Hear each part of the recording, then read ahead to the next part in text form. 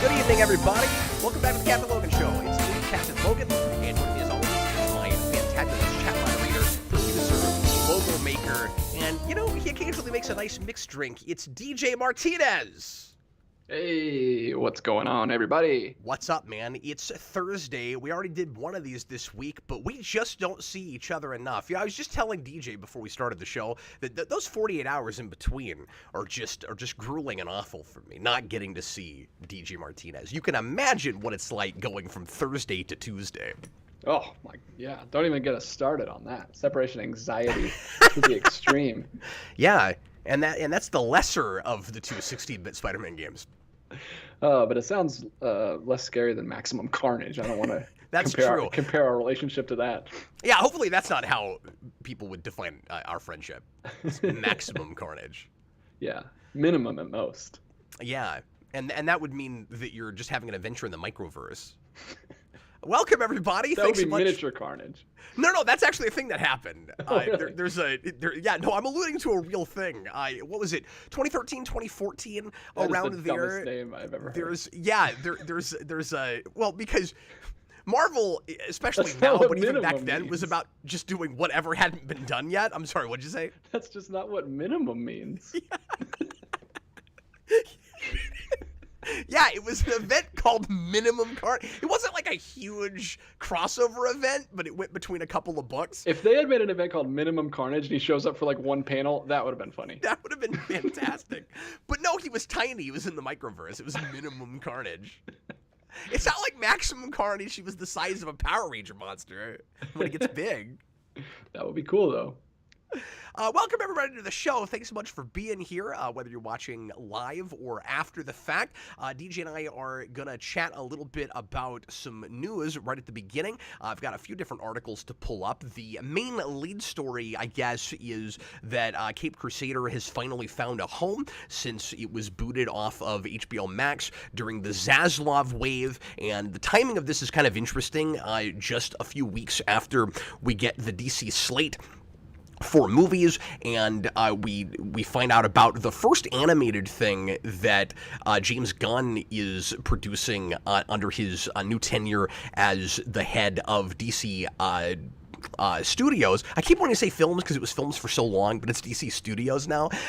We're finally finding out where the thing that people were very interested in, that we're hoping it would actually show up on another streaming service, and I was pretty sure would, has finally found a home. So we're going to be talking about that a little bit and speculating what that might mean for Amazon and HBO Max in the future. A couple of trailers we're going to watch tonight, and some Disney stuff I want to talk about, or some MCU stuff I want to talk about as well.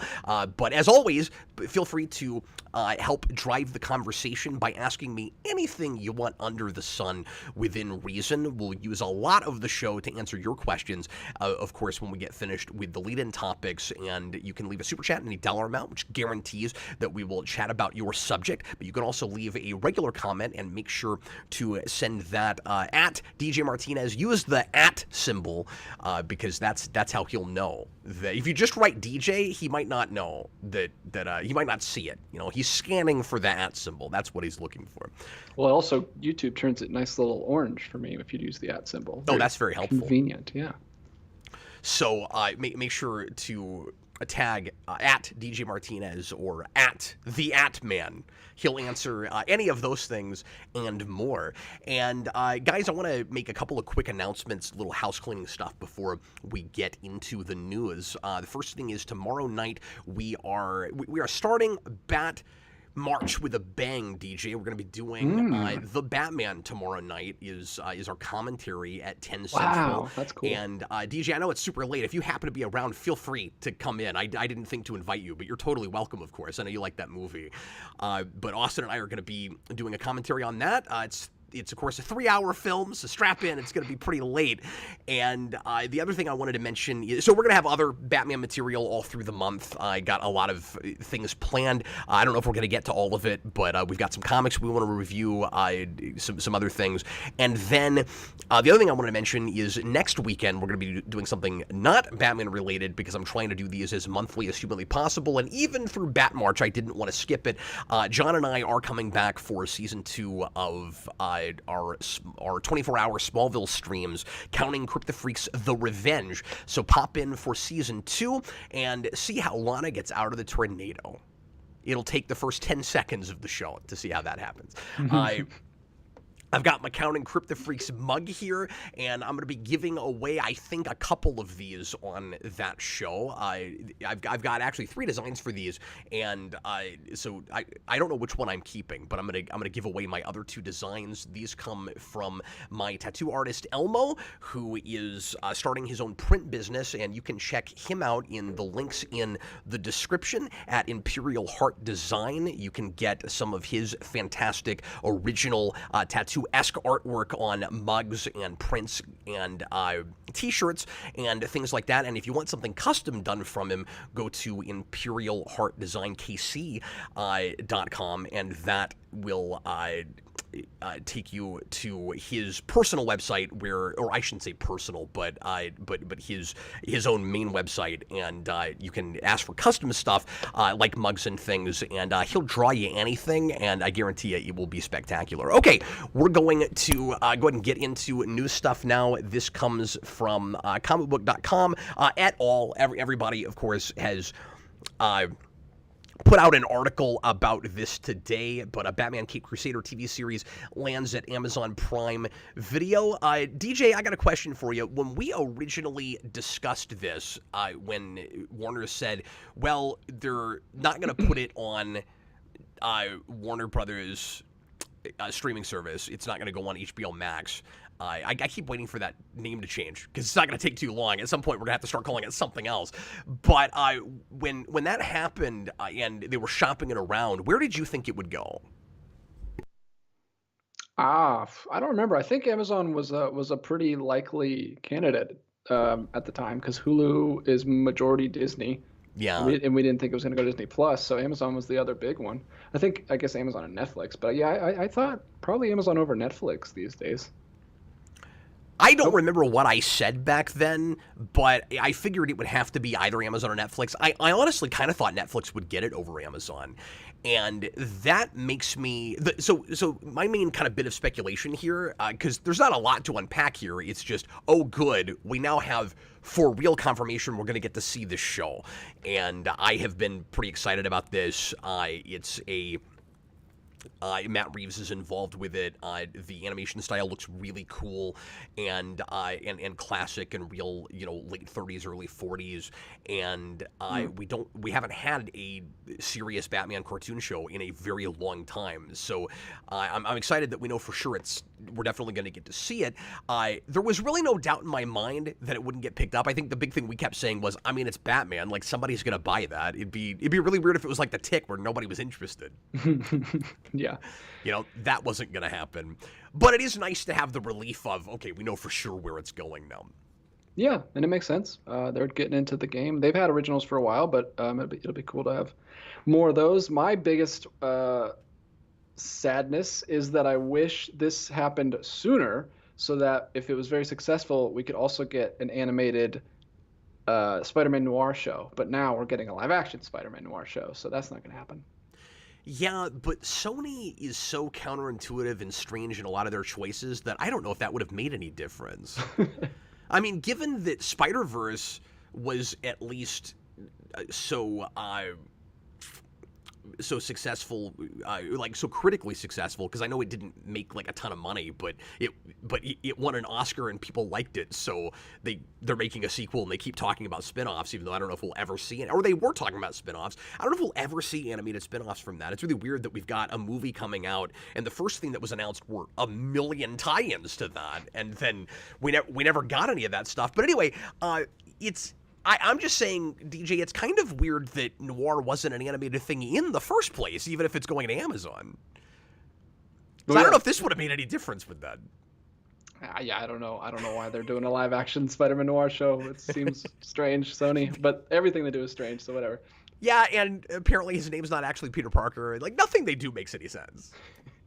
I don't think that means it's going to be bad necessarily, but it's all strange. I don't understand.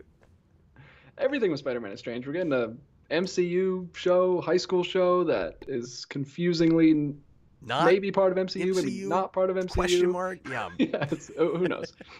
So the only thing I wanted to speculate about with this is what it means for Amazon as a, dare I say, animation studio moving forward, because they've got Invincible, which has been hugely popular, and now this is happening. I don't know if there's other animated stuff there that I'm just not familiar with, because I don't keep up that hard with what all the streaming services are putting out originally these days, but and two does not a pattern make, but if they have two really successful superhero animated shows, cartoon shows, and aimed primarily at adults, it's hard to believe that they wouldn't go full tilt with that and keep greenlighting stuff. Yeah, I hope so. That'd be really cool. Amazon Prime is always just the one that I just keep around because I have Amazon Prime and it's included free with that. So, but I don't watch it very often. So it would be cool to have like an identity, or at least one of their identities be the really cool animated superhero place. And then the question is, and I wonder what you think about this, DJ. First of all, would this have still happened? I don't guess I know the answer to this. Would this have still happened if Gunn had been announced earlier?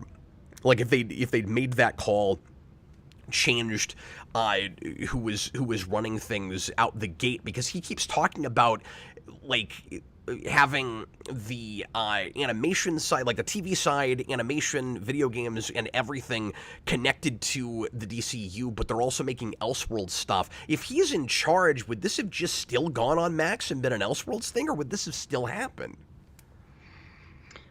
Yeah, that's a that's a multiverse question that we would have to investigate ourselves, I guess. I have no idea. It could go either way. I mean, because he's basically saying nothing. Like he's like, hey, everything's connected between all the mediums, but also we can do whatever we want, and some stuff's not connected. So it's like, okay, there's no rules. How are we supposed to know? You're gonna have to do really good marketing. You know, my mom always told me that if you don't have anything not convoluted to say, don't say anything at all. Yeah, so I guess, I mean, he could have played it either way. I mean, I think it sounds like a really cool premise. I like to think that he would still be down to do it. That's what's weird about it, right? Is that it seems like the kind of thing he would have greenlit in the first place.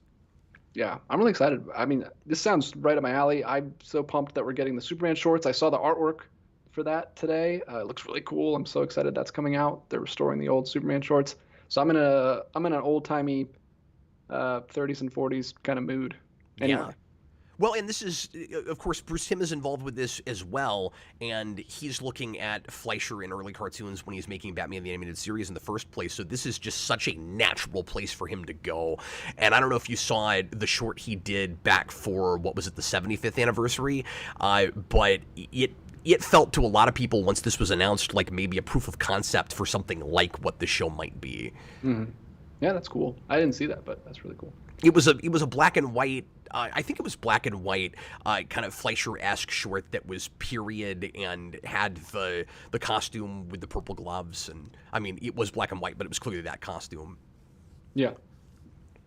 You should take a look at that; it's really neat. But yeah, I guess for my sake, I don't really care where it lands. I mean, you know, I have an Amazon account and an HBO Max account. This will be nicer for you because you don't even subscribe to HBO Max anymore. So if you decide to watch it, you'll be able to watch it. Yeah, it'll be nice. Because like I said, we just keep Amazon Prime for that shipping, so that'll be good. And I'll definitely check it out when it comes out. What is this like? It's like years away though, right? It's like probably next year. Is there a date yet?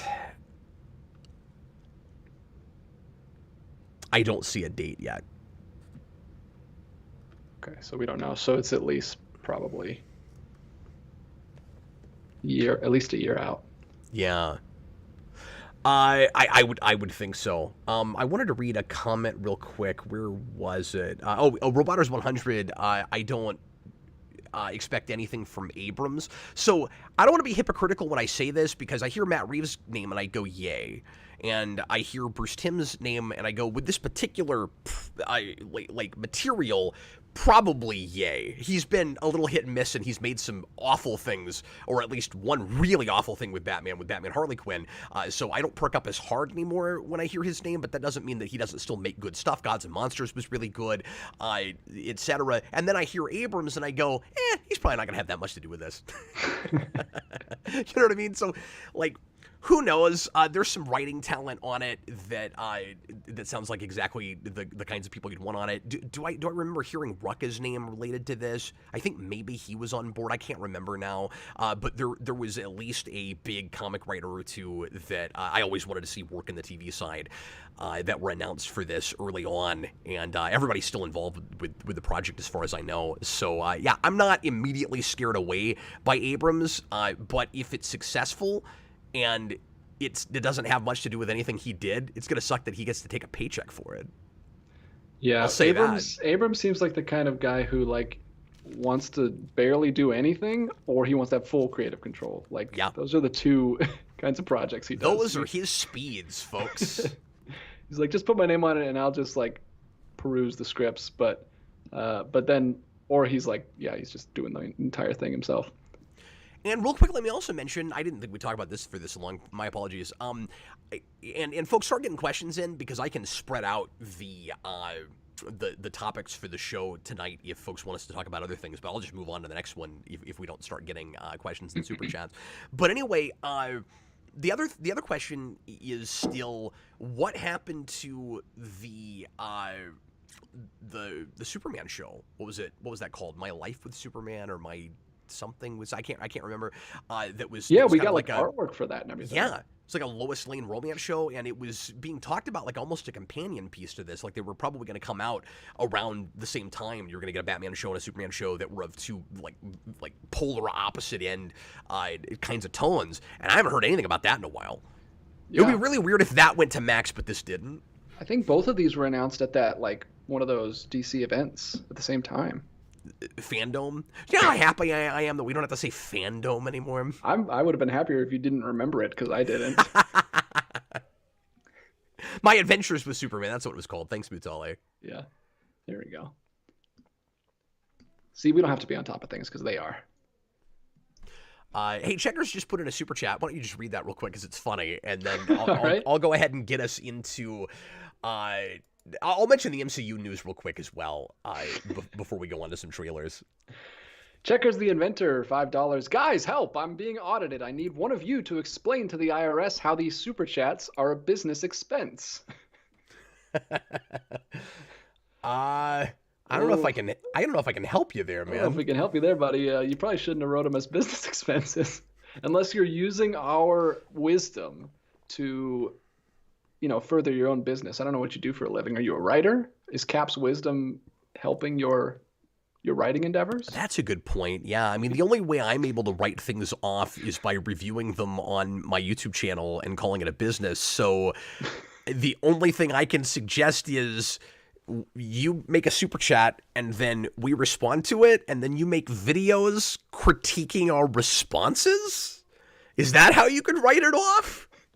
See, what you're doing, Checkers, is just scaring me out of ever wanting to continue doing a YouTube channel. I just want to stop now that I'm going to have to figure out taxes and all this stupid stuff.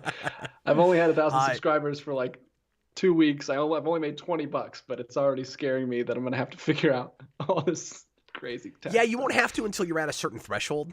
Thank goodness. Until you're making a certain amount. I think that threshold might have minimized somewhat recently. Like it might be a little bit let. Yeah, it's minimum carnage. Minimum taxes. That comic event wouldn't sell very well. No, unless people believed that it was somehow news and meant we don't have to pay as many. Just buy this comic and it's minimum taxes. Yeah, write this comic off. Oh, we got another super chat. Blue Dragon 5, I think the issue thing is a joke, guys. What issue thing?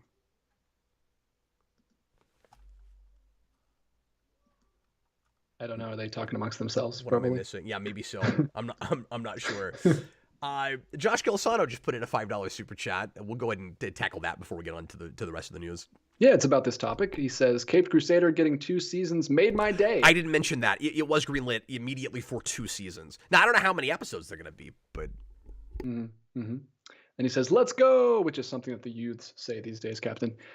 What villains and stories do you want them to adapt that weren't done in the animated series? The youths. There's a part of me that wants that show to be entirely one and dones and episodic and not really talk to each other very much. So I don't right off have stories I want to see adapted because I sort of want them to just go to characters and like go to villains, tell their own original stories, and treat it like really good standalone, 11-minute or 22-minute episodes, like 11-page or 22-page comic stories, or go to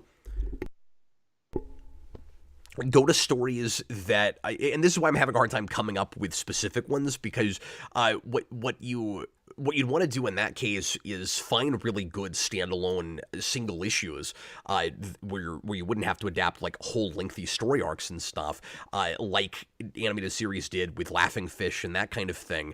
Although what animated series would do, like that's Englehart run. So the Laughing Fish story is in the middle of a longer story, but back then we did both a lot, where you'd have a single issue that a kid or an adult or whoever's reading could buy off the stand and read and get a good story beginning, middle to end, but there's a larger overarching narrative happening in the middle of it. So if you read everything around it, then it enhances the experience, but you don't feel like you're missing anything if you don't read everything else around it. And animated series was really good at finding those stories in the middle of longer runs, longer story arcs. So go find that stuff. Yeah, that sounds good.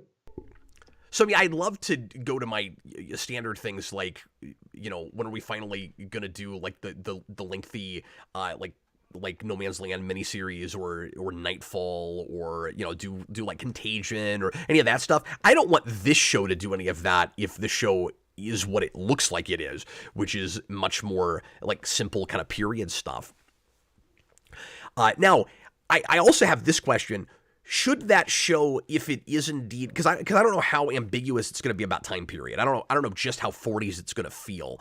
But because animated series was able to have its cake and eat it too, where it was, of course, so ambiguous about its time period that nobody was going to look at it and say, well, or quite foul, okay, don't adapt anything that's real current because it doesn't feel early enough. But if you were making a straight up like 40s period piece, would I want to see you do characters like the Batman Who Laughs or Court of the Owls or whatever? I guess it just depends on how it's done, really. Because I was talking about this recently with Not Spawn Year, where some people didn't want to see things like the 60s Batman book tackle things that came after that show because they wanted it to be they wanted it to feel like a season 4 or whatever. So you deal with characters that would have only been available to you at that time. But my favorite issue of that series is the Bane one, because I think they handled Bane exactly the way that show would had that character existed back then, and it was really creative about it in making him just a straight up luchador wrestler. So I don't think I actually have a problem with this show if it were to say do Court of the Owls. If it had its own spin on it, it did it a totally different way. Sure, go to the Joker Dragon dimension and play it like it's the 40s. What do you mean Joker Dragon dimension?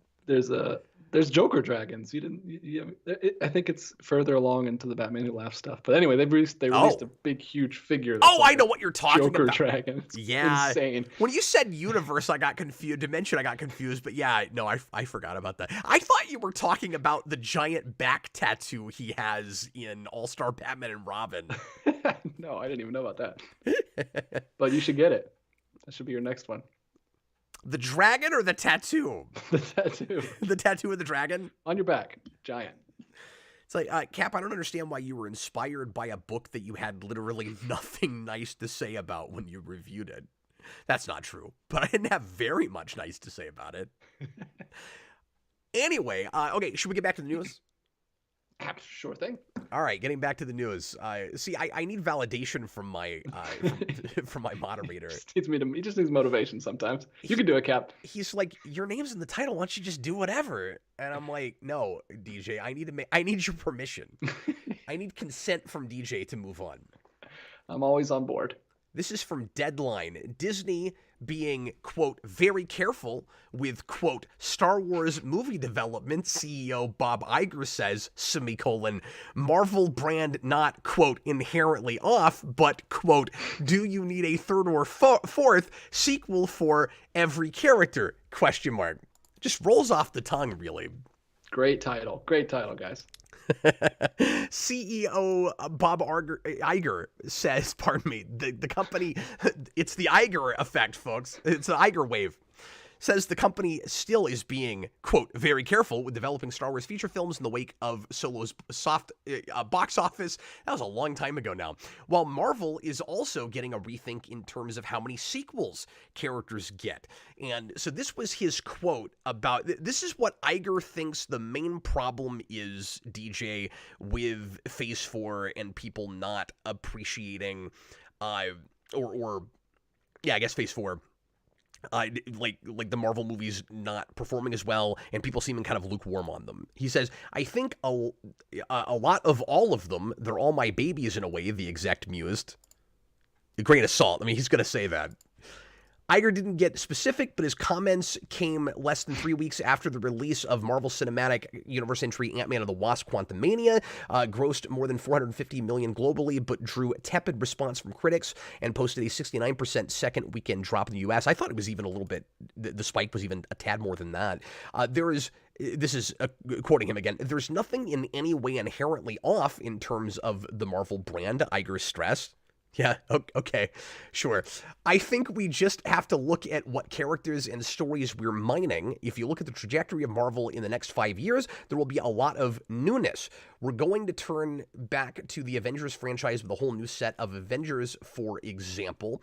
And he goes on to say that basically the problem is just too many sequels. And I don't understand that. I don't know what he's talking about. Yeah, I don't know. If you don't, less sequels would mean more new characters, and people aren't getting excited about. People aren't getting excited about their new characters.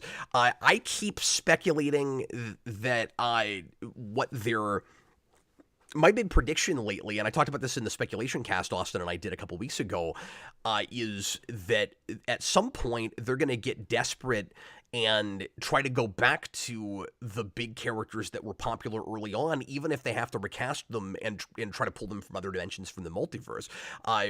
The kids that still care, for instance, are still into Iron Man and Captain America and yes, Black Panther maybe, and Spider-Man, and like some characters that have been more recent. Of course, they're having to, for reasons outside of their control, change who their Black Panther is. But by and large, it's Guardians. It's still Phase 1 and 2 stuff. Most of Phase, besides Thor, I'm with him on Thor, but the problem with that franchise was it was never, people never embraced it past that first movie.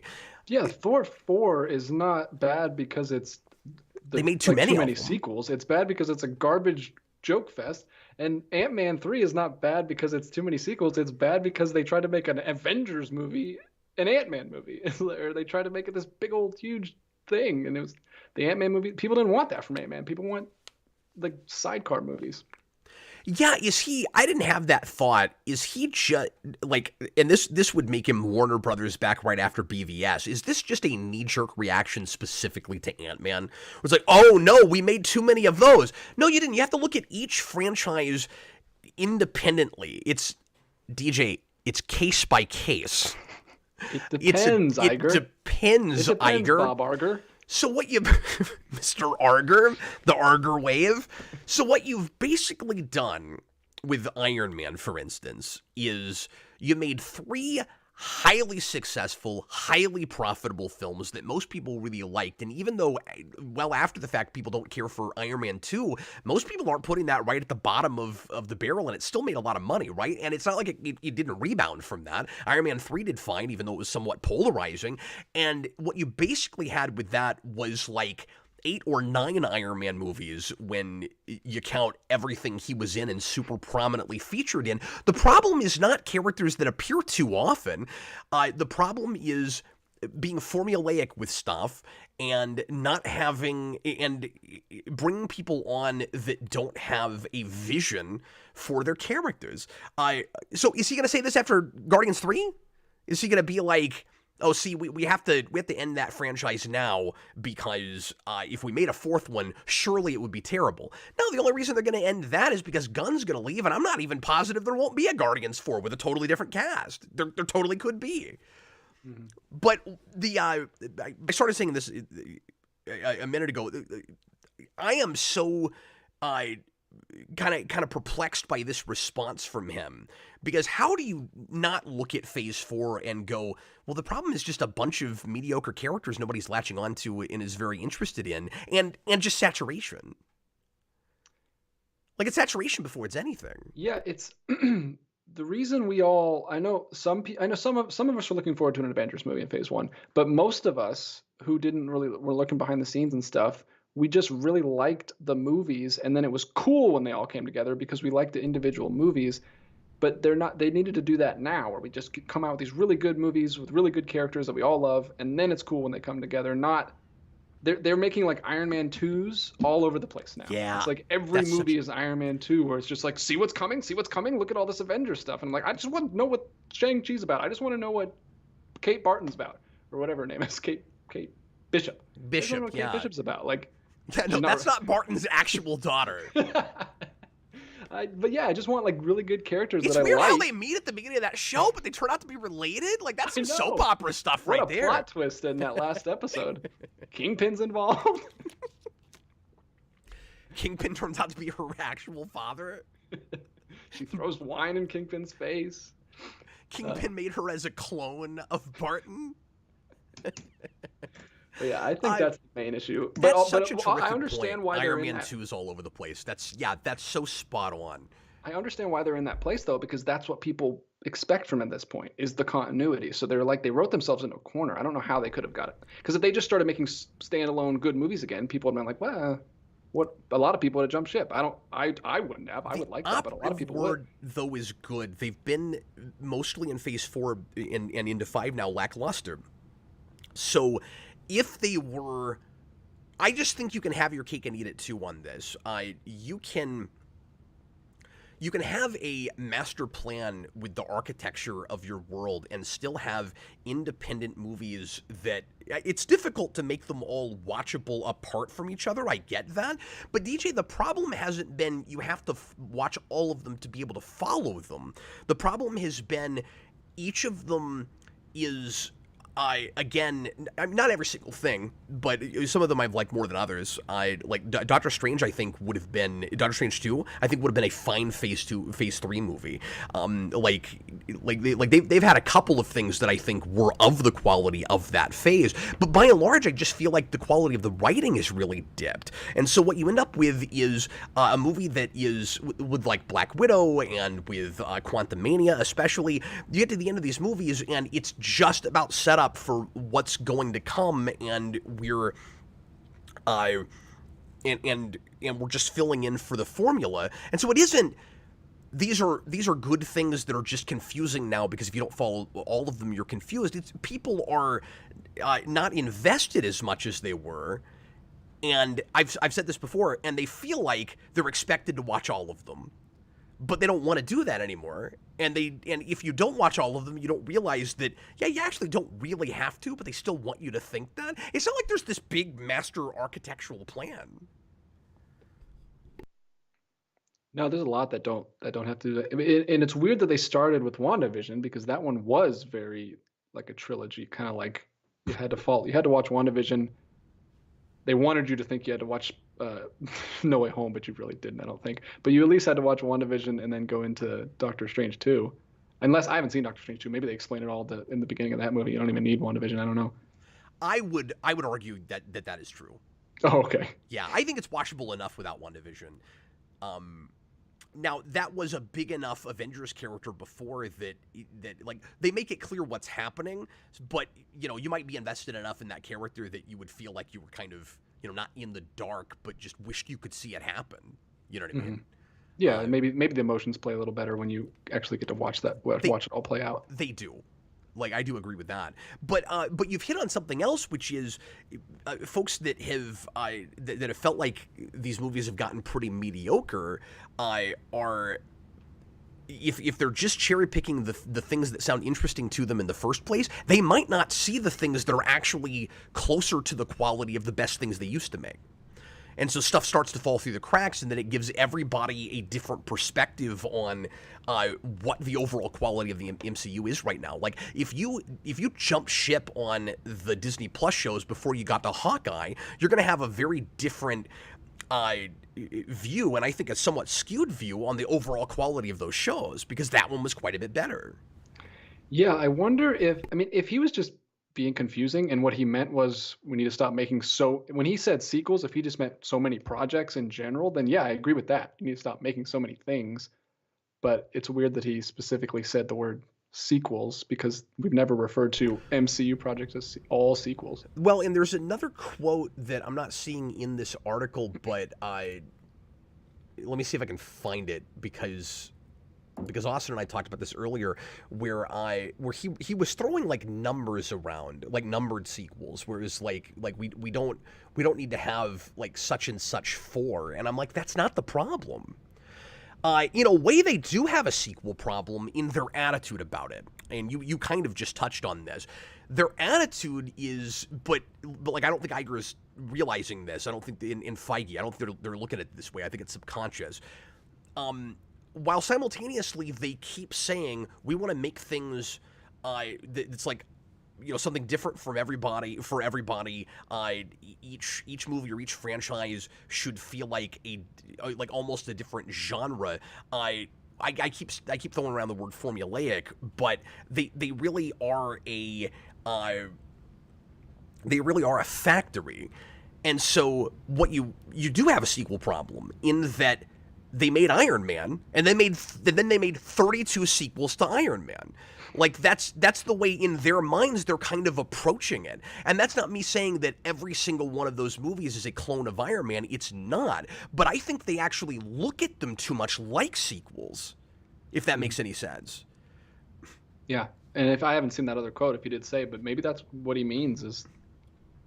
But that doesn't make any sense. Like, what is he going to start making things that don't have to do with anything? That seems weird. I just feel like they're trying to crack this code of making everybody happy while simultaneously resting on their laurels because early on they thought they cracked that code.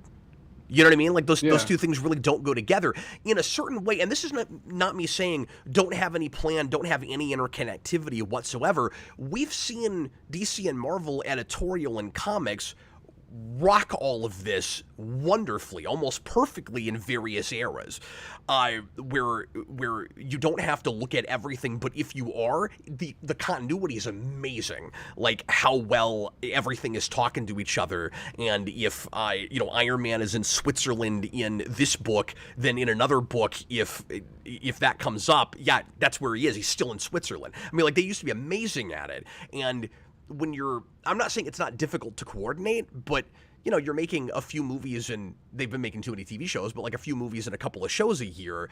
It's not 37 comic series that all have to make sure that they're keeping everybody straight. Like, it's plausible. Yeah, I wonder if it's just the hectic schedule, like, because when you write a movie, it's like 2 or 3 years out. And when you write a comic, it's like a few months out. So I wonder if they're just not. It probably takes a lot more planning in the film industry, and they're just not good at juggling all of that stuff. And then they have to make last minute changes, like with No Way Home and stuff like that. I don't know. It seems like the struggle is showing. How hard they're trying to make this work is showing now Whereas it seemed like before It was a little more effortless. they look like they knew what they were doing. I just think, in a way, they need, and this is maybe impossible, except if you hire the right people and you just trust them and let them make movies, it's maybe not. They need to approach it like they haven't had all these successes. Like, they need to approach it more as a studio and not a singular franchise. I've said this a million times, but I think the real problem is Marvel as a franchise instead of having multiple franchises that all happen to be in a different continuity. There should be a distinction. Yeah. I wish it was more things like, and I liked Hawkeye. I think Hawkeye was handled well. So I'm not saying I don't ever want that, but like I wish it was more things like Miss Marvel, where it was like Captain Marvel is a thing in that universe. She inspired this one girl, but we don't have to have her come into the show. We don't have to have her lore come into Miss Marvel stuff. It's just that world, you know? Yeah. And just tell your own story. I didn't like where Miss Marvel went as a show, but that part I liked, where it was just kind of, it's in the universe, but it doesn't affect it that much. It's just background stuff. Yeah, and you could see a person theoretically being a fan of one but not the other. That's what's kind of interesting with that, right? Is like Miss Marvel might appeal to different demographics than Captain Marvel would, and there would be some overlap. Some people would love both, but it's kind of like the Batman and Robin thing, right? Where there's Robin fans that don't care about Batman. I mean, you sort of have that. With Hawkeye, it's more intertwined, but I agree with you. I think you can have both, and part of that with Hawkeye is they're adapting very specific material that use both of those characters, so like fair enough. Yeah. I'm not seeing that quote, so I may have made that up.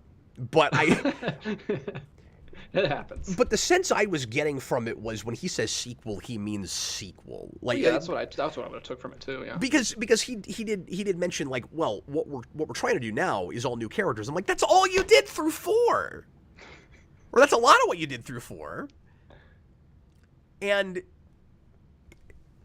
I don't know. For the shows, for most of the shows, yeah, it was all, well, except for Loki and WandaVision, but yeah. Unless he's wanting to do sort of what I'm talking about, which is look at it more like a studio than a universe, where it's like, let's just adapt a comic and have a movie, and if there's more stories to tell, maybe we'll do another sequel or two, but we're not going to just constantly greenlight franchises. To be fair, that actually is smart. If, like, maybe we don't, as soon as a movie makes, close to what we were hoping it would, the very next week go, yep, Ant-Man 3, like, I would give him credit for doing that. That is smarter, absolutely. But follow the plan instead of changing it because something was a hit. Well, that was the mistake Warner's made. I mean, don't get me wrong, they probably, in some ways, I feel like they probably should have, completely shut down everything they were doing right after BVS. But because they just compromised their projects after that instead of totally shutting them down, which, to be fair, you had stuff that was in production. That's a lot harder to do, and you would end up with Batgirl situations, and we know how happy everybody was about that. You know what is a... Sorry, go ahead. I was just going to say, but the Suicide Squad thing was nuts, that you would go, we have this movie pretty much done, and now we've got to have people that aren't even film editors come in and, screw it up, like, mess with it. Yeah.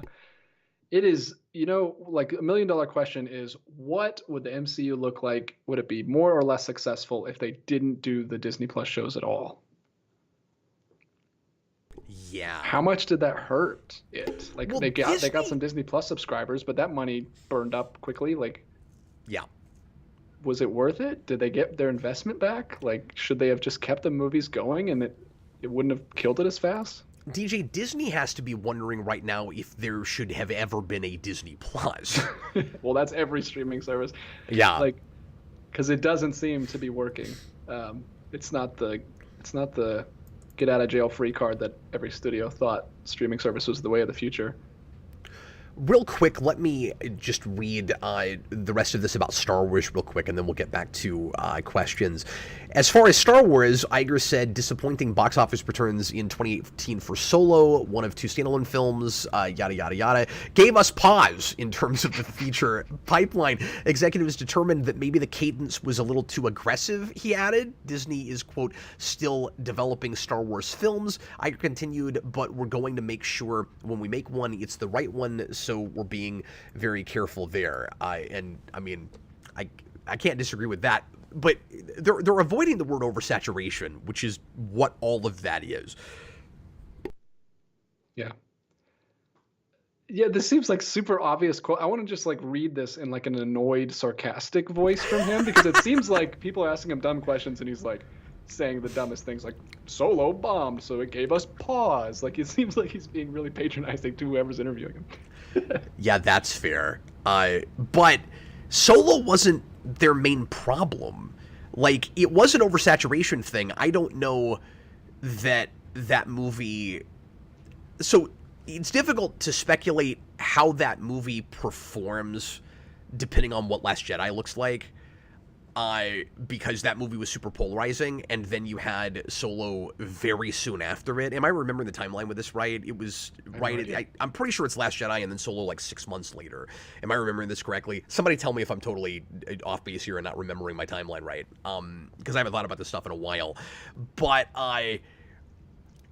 they, merchandised the hell out of that because it was a Star Wars thing, and it didn't perform the way they were hoping it would. I would love to see the alternate reality where Last Jedi is not super polarizing or hasn't come out yet when Solo comes out. But keep in mind that, see, they're not talking about Rogue One either, which performed better at the box office, but nobody bought the stuff.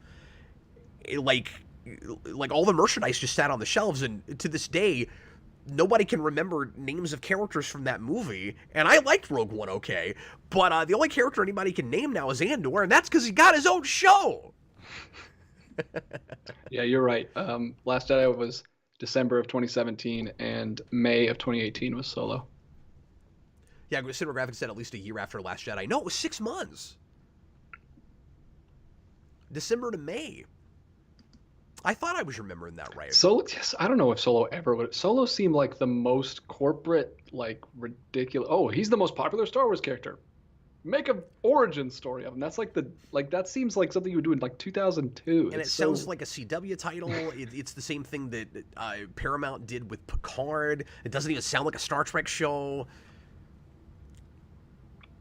I forgot Woody Harrelson was even in that. That's crazy. Yeah, it's crazy. And I saw it once. The movie was better than it had any right to be. I didn't hate it, but yeah, you're right. The way it was marketed was super corporate, and it was kind of the obvious thing to do. They're not looking at the reasons people weren't into this stuff. Like, I don't know how exactly you pull that better without paying too much attention to like YouTube videos and Twitter and crap, and I would not give them the advice to do that. You know what I mean? But like, I said oversaturation is a problem.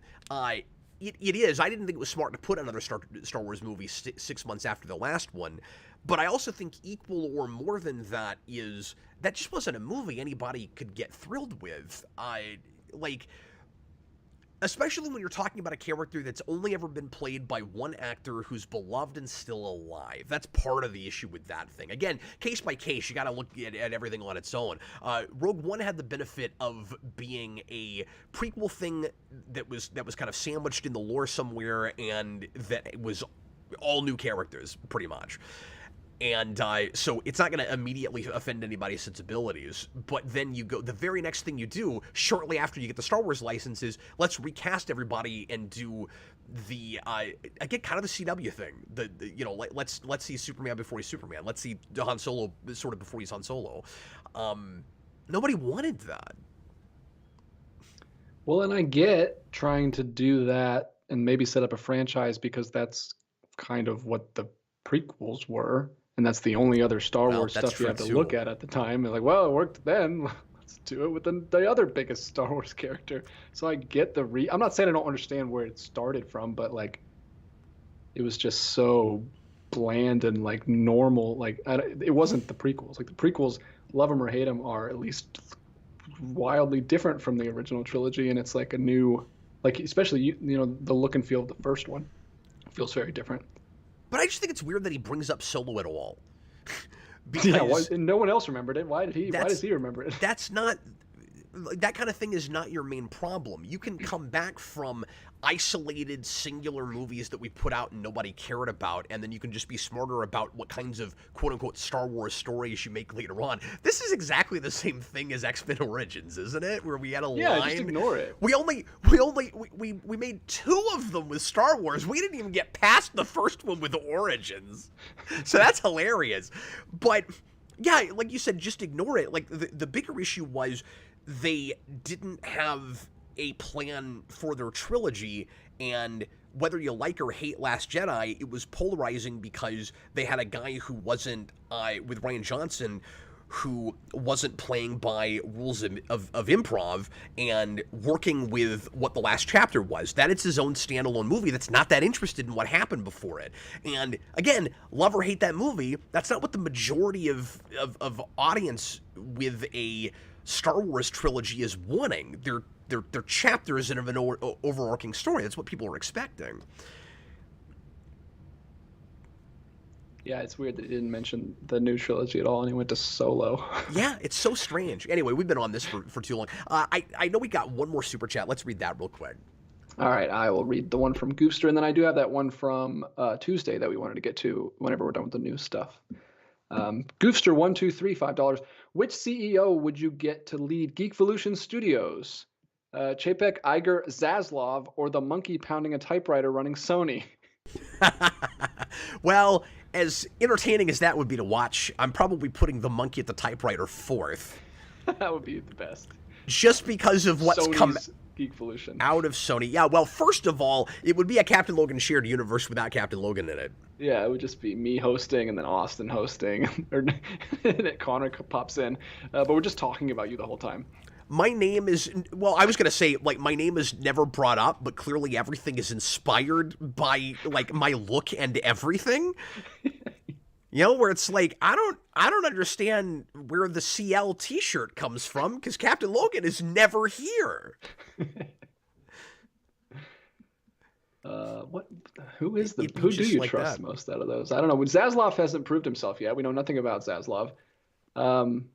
Yeah, we really don't. Although I think Zaslav would run Geekvolution too much the way I have, because he would look at certain projects and be like, yeah, you know what? Let's just cancel those. That's not working. Let's not even bother putting that out. And then Iger. But there's no way the Daily Comic reviews would have lasted this long under the Zaslav regime. Well, that's absolutely right.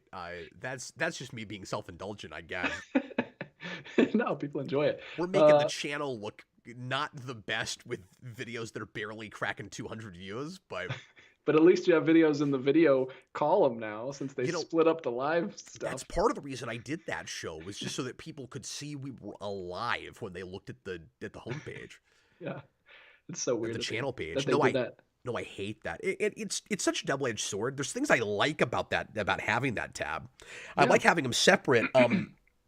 The reason I quit making shorts for a long time, and I'm going to start doing more of those, I think. I made one today. I'm thinking about just doing shorts like for pieces of my collection. I think that's kind of maybe a fun thing to do. Thing.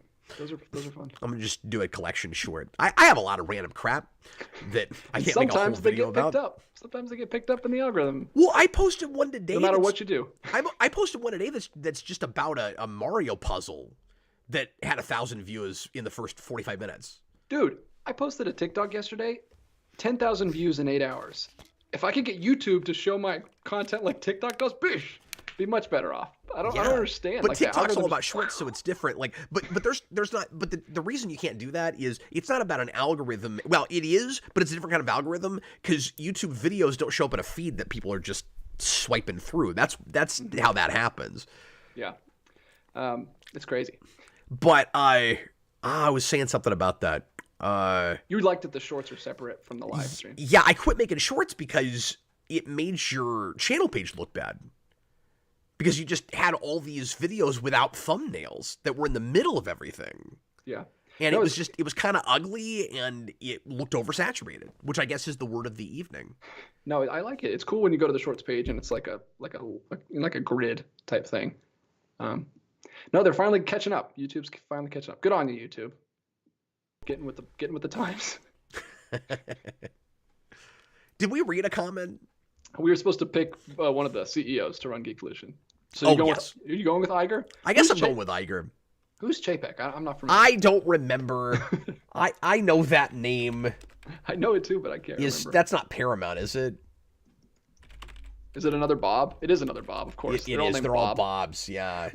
Oh my gosh. Oh no, Chapek is the. I knew this. My apologies. The smoothest face ever. He looks kind of like Professor X in X-Men Origins Wolverine. He's just like completely smooth, no lines. Yeah, and he looks like he should play Daddy Warbucks. But Chapek is the CEO that got outed, and Iger came back. That's what happened. Gotcha. So not him. So not that guy. No, I mean, I think overall, Iger did a lot of really good things for Disney. Like, I think he's a good business guy from what little I know. So on your LinkedIn page, do you have CEO of Geekvolution Studios right now? No, that sounds really pretentious. It's true. It's technically true. It is technically true. I mean, yeah, I am writing off crap in my taxes, so maybe I should say CEO. That's what you should have said when you went to court when they asked you what you did. I'm CEO of Geekvolution Studios. Thank you very much. And then when they asked me if I had any trade secrets, I just go, shh. I wish you would have gotten to stay on that trial. How many employees do I have? One, kind of. Do you have any trade secrets? Shh. You can count Jason as an employee. Hey, we did have was there another part of that question? That was it. Okay, we did have a super chat that I started to answer at the beginning of last show, and I guess I've done it again. I was gonna open with it, so my apologies to the person that asked this question, but we are going to finally do it. There was right at the beginning of last show. It's just a $2 super chat, and I started to answer it, and then I went, wait a minute, I got to talk about this first. I never got back to it. Happens sometimes, but we're gonna get to it now. This is Ian Chandler. Thanks, Ian. Throwback to Tuesday's show. Any crossovers you've always particularly wanted? Well, I think a lot of the ones that I always wanted, like when I was a kid, we've done at this point. I mean, we've crossed over everything under the sun. The one, at least in comics, that I'd most like to see right now, I think, is so we got Green Lantern and Star Trek. We got Power Rangers and Ninja Turtles. Where is my Green Lantern and Power Rangers? It's right there. You get a team made of members of the various Lantern Corps from the Spectrum that are more or less a Power Ranger set of team colors, and they team up with Power Rangers. Like, both of these properties do a lot with color. And so it just makes a lot of sense to put those together, and it could be a really cool, pretty, kind of eye-popping book.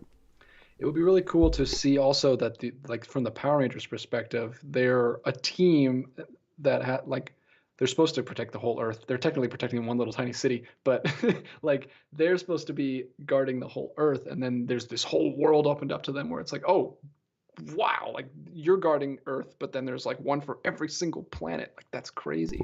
Yeah, and well, that's good, but where I thought you were going with that was like teamwork versus the singular hero that's like part of a grander group, but they're all splintered up. Whereas like when there is an inherently interesting kind of thematic mirror between Power Rangers and Green Lantern, where if you are a Green Lantern, it doesn't, like, there's teams of Green Lanterns, and we tell stories about teamwork with Green Lanterns, but to be a Green Lantern, to use the power, it's all about your singular will. And to be a Power Ranger, your heart has to be in the right place, and you have to be protecting not just yourself and the world, but your teammates. Well, yeah, and like Jason or someone could really thrive as a Green Lantern, but he needs to learn, that could be like a teamwork lesson for him. Like when he meets the Green Lantern, it's like, oh wow, this is great, and he sees him like this idol that he wants to be like, but then he has to learn that that's not what works for his team. What would be interesting, and I don't think you could do this with the original core Mighty Morphin team. You'd have to reinvent them for a crossover, which is weird. But it would be interesting if you could cherry pick, because we've only had 700 Power Rangers, right? It would be interesting if you could cherry pick Power Rangers, bear with me, from various Ranger teams that each would have a personality that would best fit one of the various cores in the spectrum. So, and that match up with their color. So what Red Ranger could get a Red Lantern ring? Like, who's the angriest Red Ranger? Like, find that guy, give him a Red Lantern ring. And then Jack? Maybe Jack? From SPD? Anyway, sorry. But like that would be kind of interesting, right? Yeah, that'd be cool. And you could do a Yellow Ranger. You'd need somebody who it would be all about finding the flaws in your Rangers and replacing their morphers with lantern rings. I mean, it's kind of interesting. Yeah, you should write it, submit it. And I'm not even that big of a Green Lantern guy, but when that question came up the other day, that was the big thing that came to me. And then beyond that, I don't want to talk about this too long, but I have always loved the first two Batman versus Predator miniseries, and it was forever before I finally saw the first Predator movie. Like, for the longest time, to me, Predator was a Batman villain, because I had those books when I was younger, and I've always wanted to see that come back as, like, an ongoing thing. Just do, like, a regular Batman Predator thing, which can't happen now because Marvel has Predator now, but... Not if Dwayne Johnson has anything to say about it. He will get the Marvel DC crossover started all by his lonesome. I'm sure he would love to fight the Predator in a movie. Guys, we're already in an hour. We're going to go ahead and take a 3-minute break. We'll come right back and look at a couple of trailers. And once again, feel free to throw in some questions and super chats. Help direct the show. Just spreading out our topics tonight, and we can continue talking about whatever you guys are interested in. Thanks a lot for being here, and we'll see you in just a minute.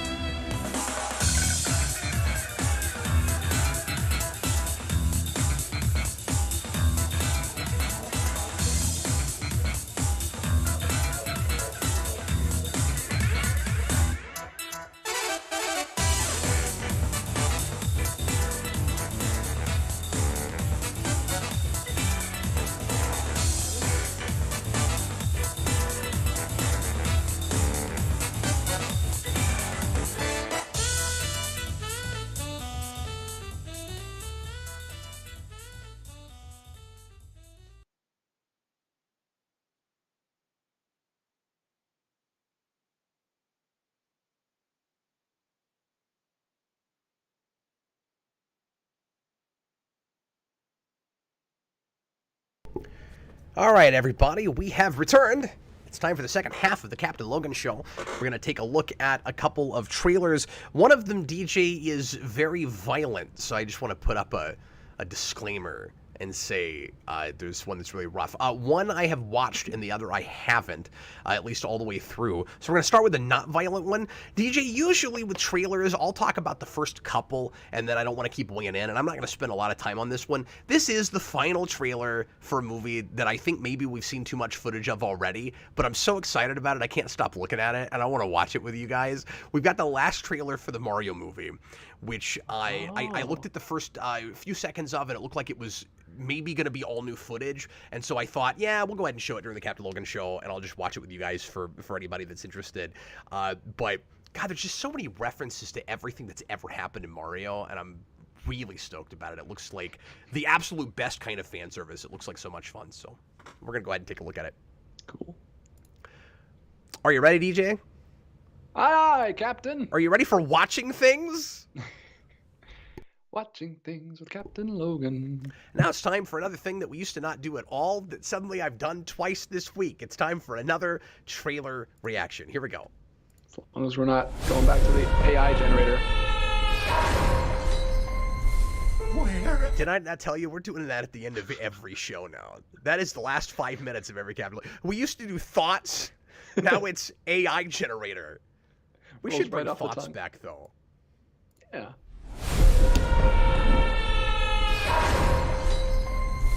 Where am I? I just had to hear it. Ooh, fresh meat for the grinder. Pay him no heed. He is cute, but he is.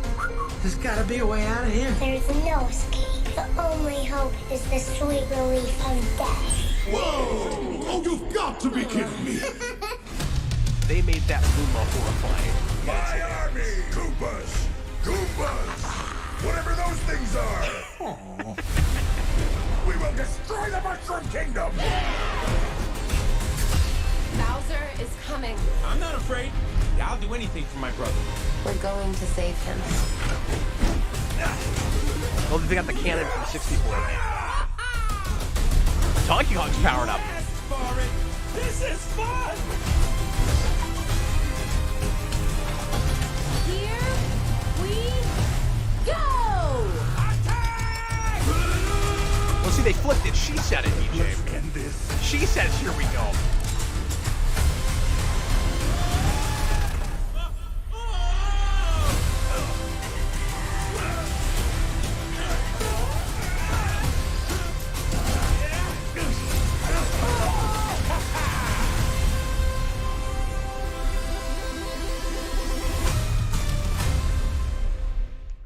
So they're still having Chris Pratt say virtually nothing. That's a little concerning. That's a little concerning. And every time he does say something, I'm like, oh, Chris Pratt. And the Seth Rogen Donkey Kong voice is also just Seth Rogen.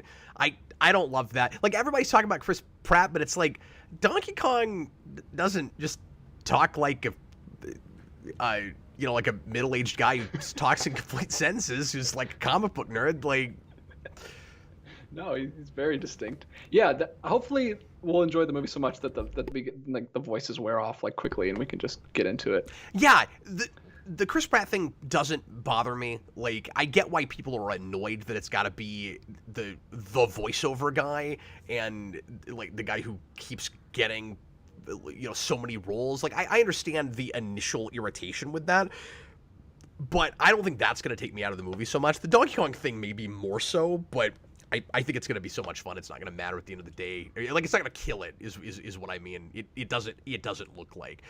Yeah. Having other characters that don't usually get Mario power-ups get a Mario power-up, that's pretty cool. Yeah. Like Smash Brosy. It sounds like, yeah. Well, and the initial meetup that we've seen so far with Donkey Kong and Mario is just Smash Brothers. So, like, they're obviously doing as much of that as they are Mario Kart. Probably. Rainbow Road looks spectacular. The animation is so pretty, dude. Yeah. It looks cool. Alex Barron says the main reason he's excited for this movie is it's only 90 minutes long. Well, and that's the thing I can't believe is just how much it looks like they're going to shove into that movie. And it's only 90 minutes. I saw a clip and we didn't play it on the show, and I don't know that you've seen it, DJ, that was only like a minute, maybe 45 seconds, and it was a straight up clip out of a scene, and in the score, in just those, like, that minute and 15 seconds or whatever it was, or 45 seconds, whatever it was, the score goes to no fewer than 4 different pieces of music from different games within that span. It was amazing. It's awesome. If nothing else, hopefully we'll get a really cool score from this. Based on that, it's going to be really neat. And exactly what I was hoping for, because I didn't expect it to be like this creative and this much of a love letter. I don't want a thing that's only a love letter. You always hope for a good story, but Mario is just a fun romp. That's really all this has to be. Like, I know I go back to this all the time, but I still have the whole, like, Batman Ninja Turtles thing. That is not a deep story. That is kind of a nothing story. It's handled almost perfectly. I mean, it's exactly what you'd want if you were going to match those characters up, and that's the kind of thing I expect from a Mario movie, if it understands the material. Yeah. It looks like we're being very selective with, unless it was just for the sake of the trailer, with game sound effects, which is probably smart. We're like, you don't necessarily want to hear boom every 6 seconds. No, it just did it like when he jumped to the other cart. Yeah. No, that would be annoying. Every time he jumps in the whole movie, it's just boom. Or, I mean, maybe there's some of those like springy things from Mario 3 that he can jump on. Like, Mutali Cap, are you excited for this more than Across the Spider-Verse? At the moment, I have to say yeah.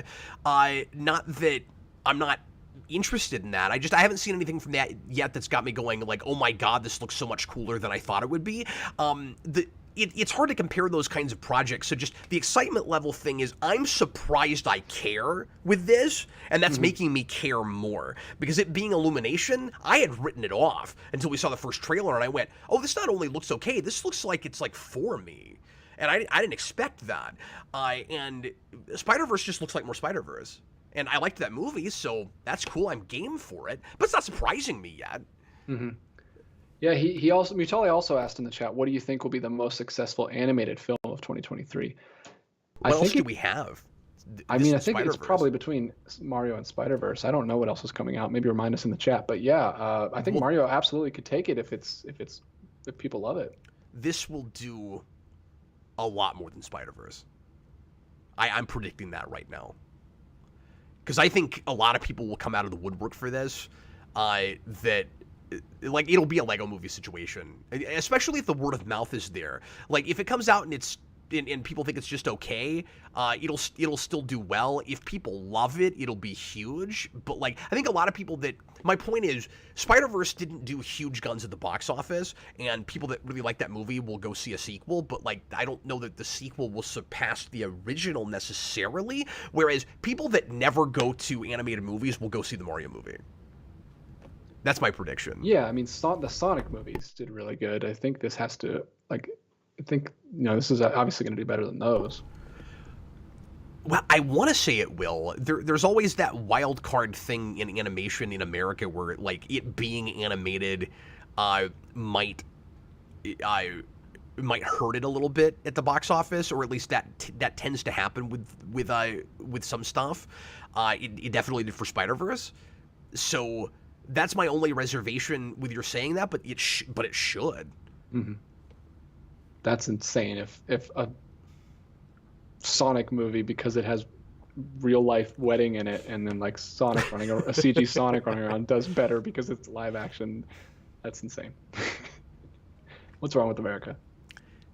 Yeah. Okay, this next thing is not going to be for everybody, but I just want to show this in case people haven't seen this yet because, or don't know about this project, because I never care about, or I shouldn't say never, I rarely, DJ, care about new video games.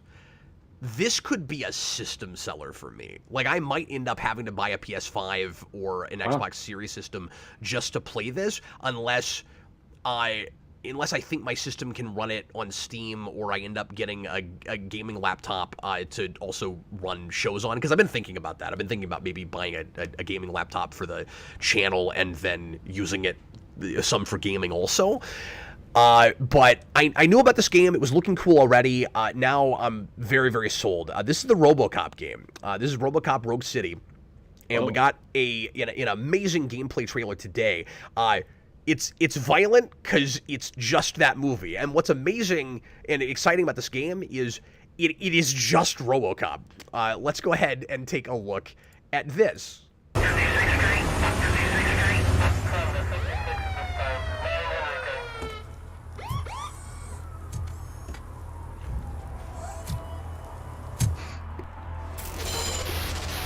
You came to clean up this city, didn't you? It'd be easier to burn it all to the ground. Believe me, just burn it all.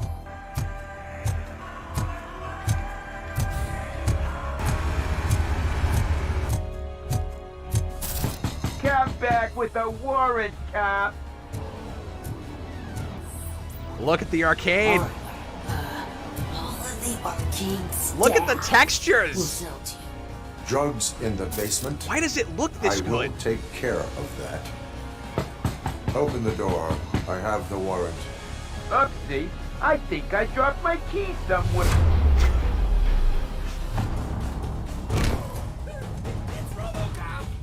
Surrender your weapons.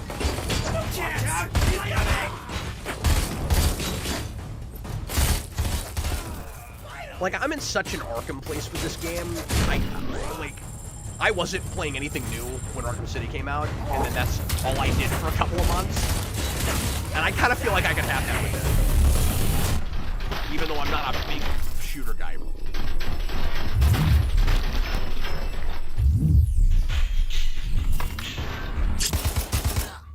Nuke, that's a reference. That's RoboCop 2, I think.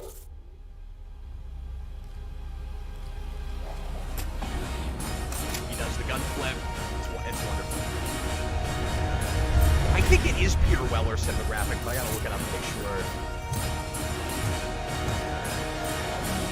One parking ticket is all it takes to improve mindfulness.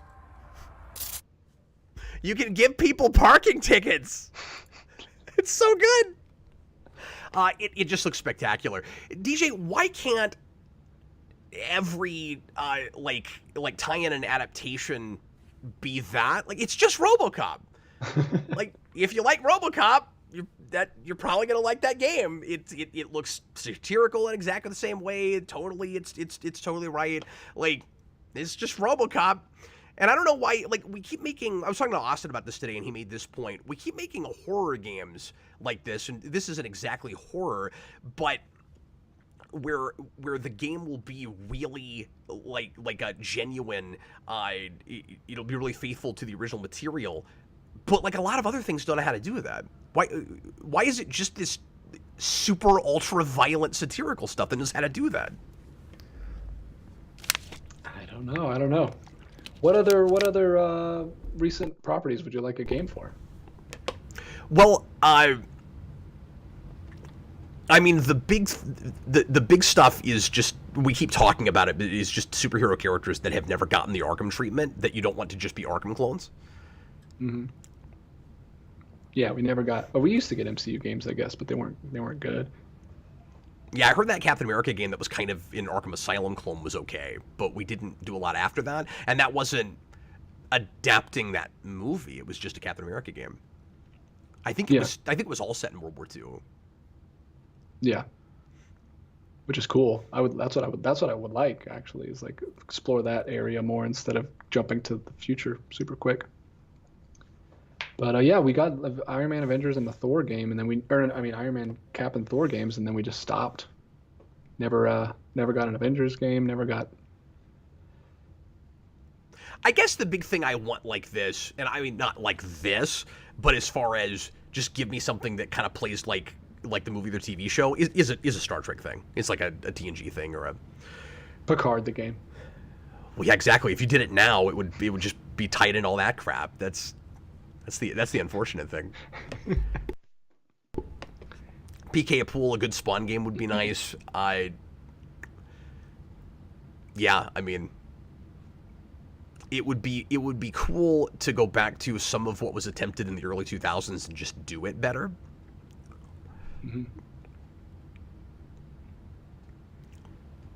Chale says the tie-in Thor game adapted Surtur better than Ragnarok. Is that right? That's really funny. All right, folks. Well, start throwing in questions if there's anything you'd like us to talk about. That was every major thing I had that I wanted to deal with tonight. With RoboCop, I just wanted to show you guys the trailer in case you hadn't seen it, and I wanted to look at it again because, yeah, I'm weirdly really excited about that game all of a sudden. Cool. Is that a PS5 game? You said? Yeah, I mean it's all the next gen consoles, but it's on Steam also. So I may be converting into more of a PC player just because I play so little, especially apart from retro stuff. Yeah. That I don't feel justified in spending $400 or $500 on a system for the couple of things I might play on it. Mm-hmm. We got one super chat during that from Senior Sticks. He says, Austin the Day Ghost, DJ Martinez, AI generator? Yeah, the AI generator is not going to know who any of these people are. So there's no point in throwing those into the AI generator.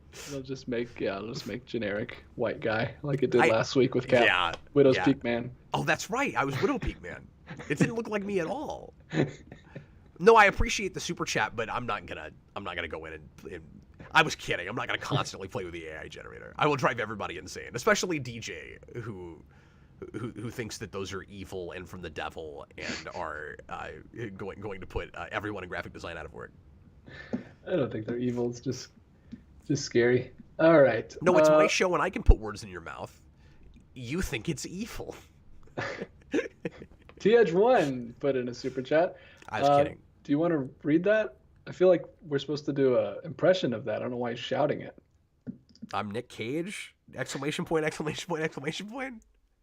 I don't feel like yelling I'm Nick Cage right now.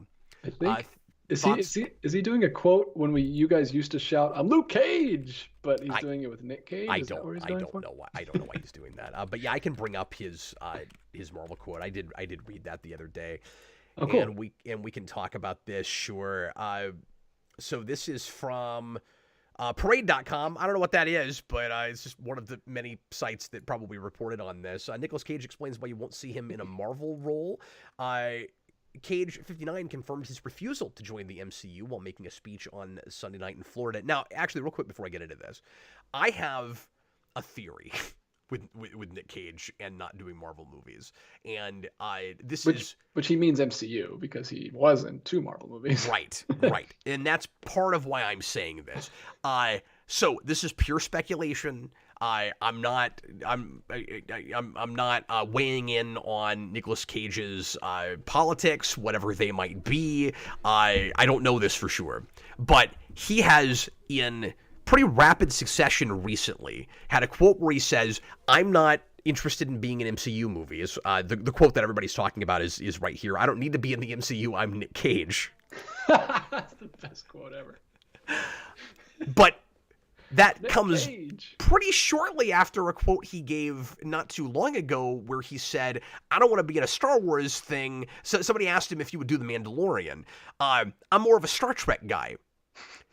It sounds like he doesn't want to be in Disney projects. What do you think about that? What do you think about them apples, Disney? Like, is it coincidence that he just doesn't want to do Star Wars or Marvel? Like, if Paramount, with all of their crappy Star Trek right now, came to Nick Cage and said, hey, you said you were a Star Trek guy. That's what I expected to hear after that, by the way. I figured 2 weeks later we'd hear Nick Cage was approached by Paramount after he said, I'm more of a Star Trek guy, and he politely turned them down too. That's what I thought that article was going to be. But that never happened. But am I barking up the wrong tree here? Is it possible he just doesn't want to be affiliated with Disney right now? I have no idea. Deannaverse, Cage is not broke anymore, so he doesn't have to do as much anymore. Yeah, he doesn't have to take every single project Senior that he Sticks gets. wasn't National Treasure at Disney, but how long ago was that? I'm saying, like, is there something happening with Disney at the moment where he doesn't want to do these big Disney franchise things? It's just a question. Blue Dragon 5, well, there's a National Treasure series on right now. Yeah, I thought there was, that I'm pretty sure he's not on. Exactly. I'm not saying that he's always been anti-Disney. I'm saying maybe he's not happy with them at the moment for some reason. I mean, Disney overall is not real popular with people right now for various reasons, you know? So anyway, I don't need to be in the MCU. I'm Nick Cage. I've got to be nice about Marvel movies because I named myself after a Stan Lee character named Luke Cage. What am I going to do? Put Marvel movies down? Stan Lee is my surrealistic father. He named me. He is really dancing around something here, DJ. I understand what the frustration is. I get it, but I think there's plenty of room for everybody. I'm seeing movies like Tar. I'm seeing all kinds of artistic and independently driven movies. I think there's plenty of room for everybody. Cage shared. It seems like he's sort of deflecting a little bit. Like it's weird for Nick Cage to go like these big commercial franchise movies. I'm he's got to be defensive and say, well, I'm just interested in these other sorts of movies right now. Like, he's always done a little bit of everything. He's always done a lot of like weird smaller stuff on top of really big things, but he did 2 Ghost Rider movies, you know? So like, I don't know why he has to be even remotely defensive about it. Yeah, well, I guess because that would make people even more likely to think that because he's such a big known comic fan, I guess people just expect him to. I mean, someone probably just asked him if he ever wanted to be in one. That's why I think there's something kind of more to it to this is what I'm saying. Like that's why he's feeling the need to be like, well, I'm just interested in these kind of smaller movies right now. I doubt that's what it is, and I wonder if he was asked to do something by Gunn at DC, if it would be the same line. You know what I mean? I don't know that it has anything to do with like how commercial and like popcorn flick it is right now. You know, I don't know if it. I would be surprised if it actually has to do with these kinds of movies. Keep in mind, and this article brings this up, he did voice Superman in Teen Titans Go. That movie, like he did do Spider-Man Noir for Spider-Verse, which is Sony and was not related to Disney or MCU in any way.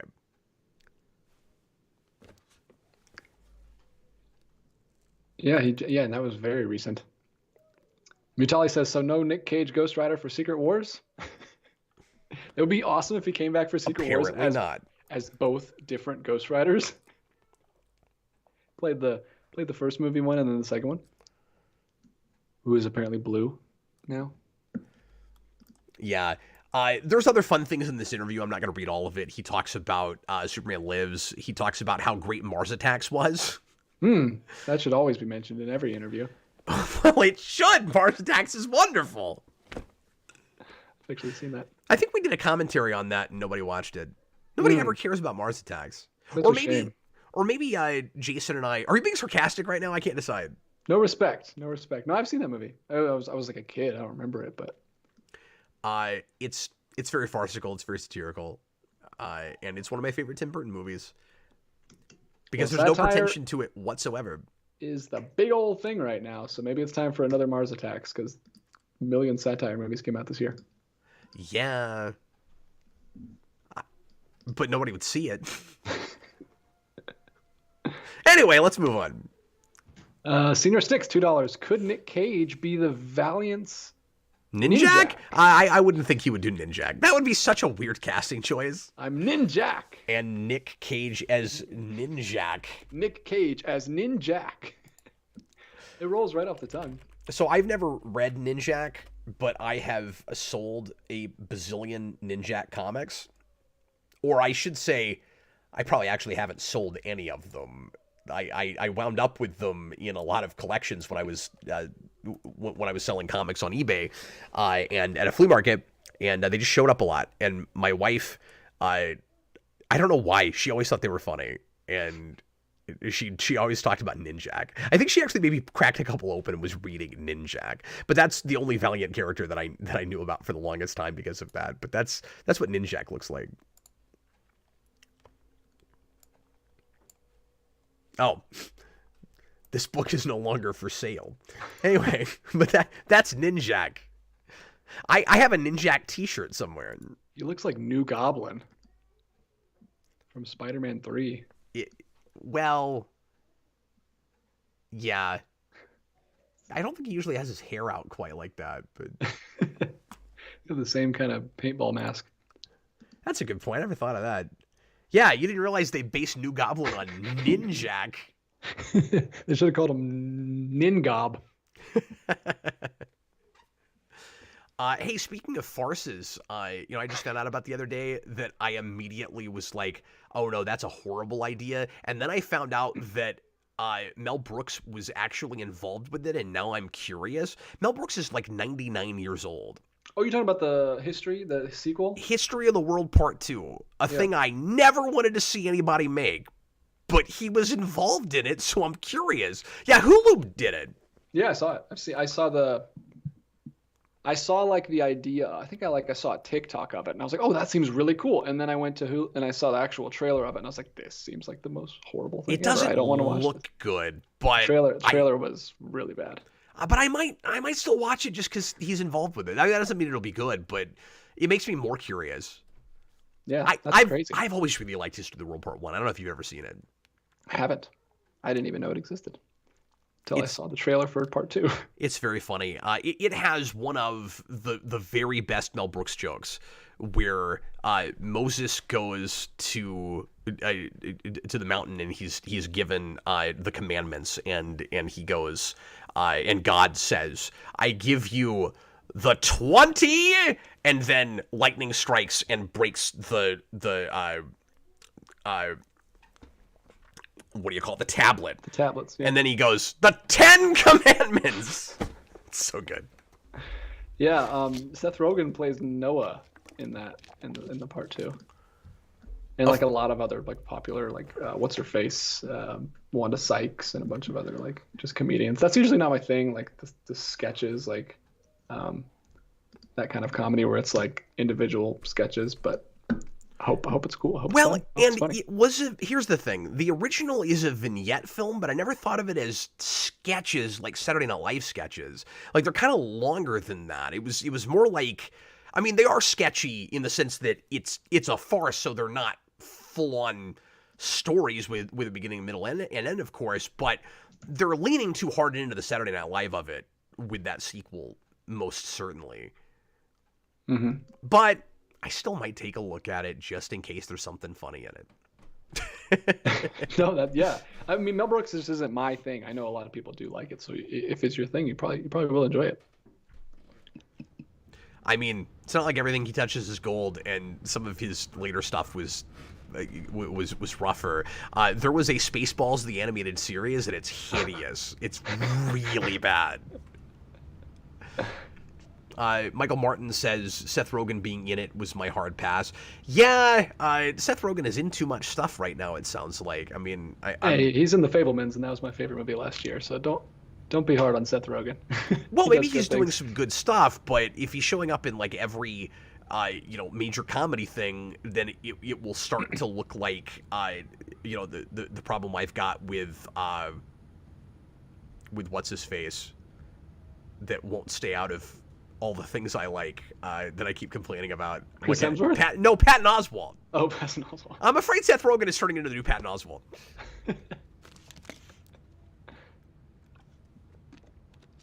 We got a super chat from What Is a Super Chat, $2. Thanks, man.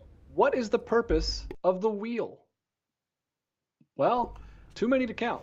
Well, I think the correct answer for me, and I'm gonna be selfish about this because obviously the wheel has many purposes, but for me, it's so that I can be indecisive and I don't have to make decisions because I can just put a bunch of options of things on a wheel and spin it, and then whatever it lands on, that's what I'm doing. I'm sort of like Two-Face, except it's less practical for me. Like Two-Face just carries around a coin and he flips it yes or no.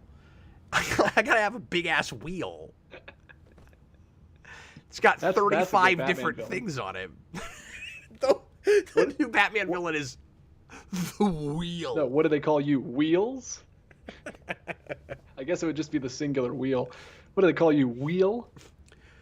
There's I know I've got to take a reference for everything, but there's an animated tick episode that is not one of the better episodes. Certainly, it's what's it called? It's like Leonardo da Vinci and his crime fighting commandos.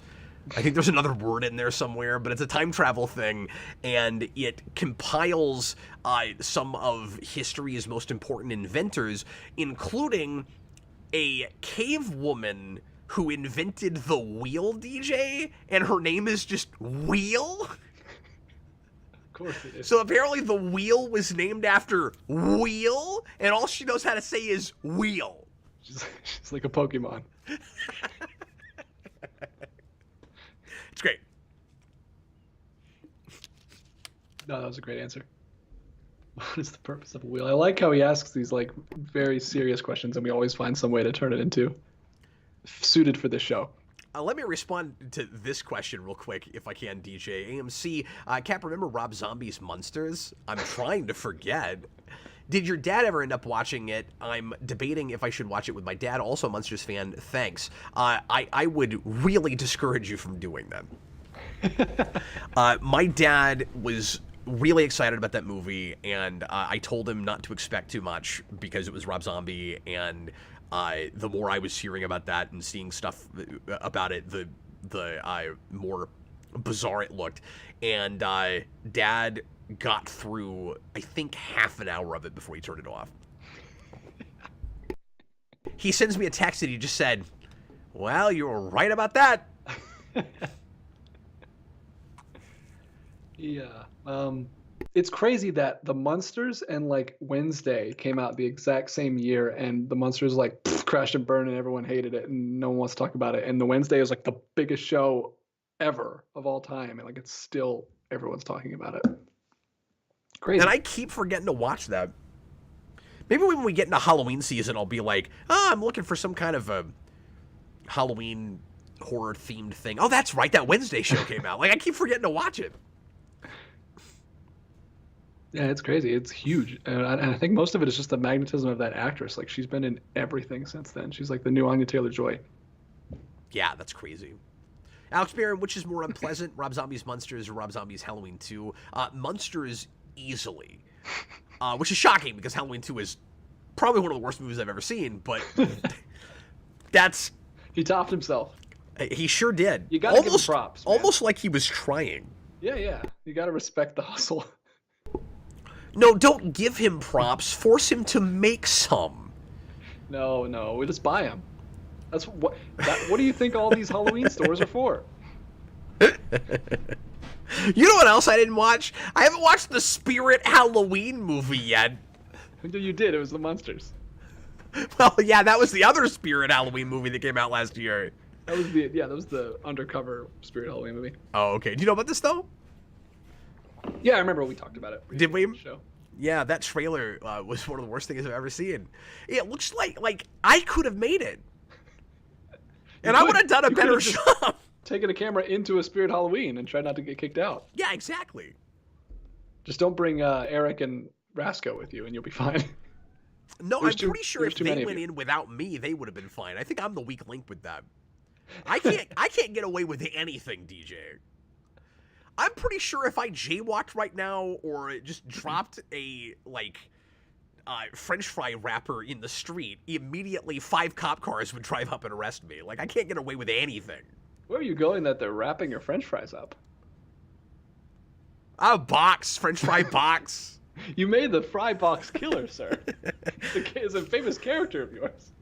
I don't know. He's not famous. We still haven't even published a print version of the book. The French fry wrapper could have been a cool character too. It's like the pumpkin wrapper. It's like the pumpkin wrapper. Yeah, exactly. But no one would have caught the reference because. Anyway, what are we talking about? What's going on? This is a weird show. This is a weird show. I don't know what we're talking about. We'll see if you have any more pre-written questions. And guys, we've got 20 minutes left in the show, unless we just run out of questions and end early. But I'll just say right now, last call for Super Chats if anybody wants to throw any more in. And let's see what we've got, DJ. Sure. We got some interesting ones from Daniverse. He always puts in a good bit at the beginning. How often do you guys go through moods of being inspired to do something and then get lazy to do something and then back and forth? What a great question. Because it happens to me all the time. I think that's a normal state of existence for most of us, don't you think? Oh, yeah. Definitely go through ups and downs of creativity and inspiration. At least I do. Yeah, I don't mean to say like, hey, you're not special. Don't have feelings about that happening to you. But I guess what I'm really saying is you're not alone.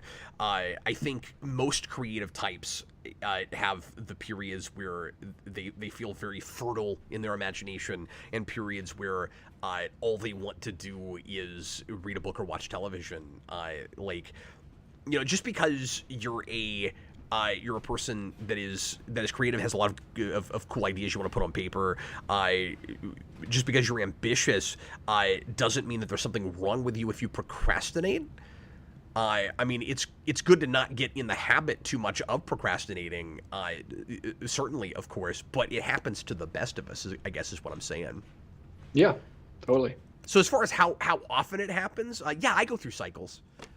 Absolutely. I'll be real high on an idea with a project, and I tend to really overextend myself.